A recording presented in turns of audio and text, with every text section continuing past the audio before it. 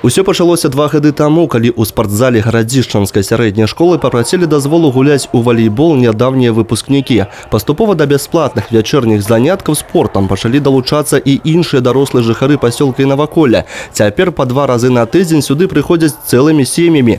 Набіраецца па 20-30 чалавек. Па 3 гадзіны запар захоплена гуляюць у валейбол, настольны тэніс, займаюцца ў трэнажорнай зале. У школе такой цікавасці насельніцтва да спорту толькі радыя. В наше время, когда растут такие заболевания, как излишний вес и гиподинамия, это очень актуально и радует то, что именно такой охват возраста, то есть с 9 лет и практически до 62.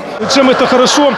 Вот как на мой взгляд, дети берут пример с папы, с мамы, и видя, что папа и мама стараются, то есть этот мяч борются, стараются его принять, выиграть, поэтому воспитываются такие черты характера, как целеустремленность, это очень важно в наше время.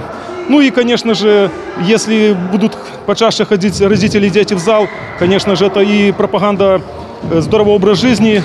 Спорт тут аб'яднаў не толькі розныя ўзросты, але і прафесіі. Механізатары, медыкі, будаўнікі, бухгалтары. Часта на вячэрніх занятках можна ўбачыць разам з сям'ёй і старшыню гарадзішчанскага сельвыканкама Віталя Галецкага. 2 года назад я начал посещать секцию волейбола, а в этом году и подтянулась семья. Я считаю, что это хорошая возможность сплотить семью и укрепить здоровье. Мне очень нравится ходить на волейбол, благодаря этому мы реже болеем.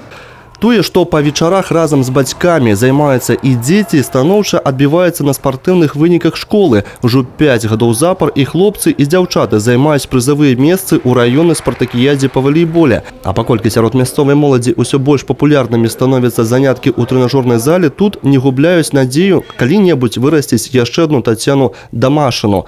Бо на гэтую выпускніцу школы, якая стала чэмпіёнкай свету па пауэрліфтынгу, раўняюцца многія тутэйшыя хлопчыкі і дзяўчынкі. Алена Ракуць, Олег Завадскі, Миколай Руцкий, телерадиокомпания «Брест».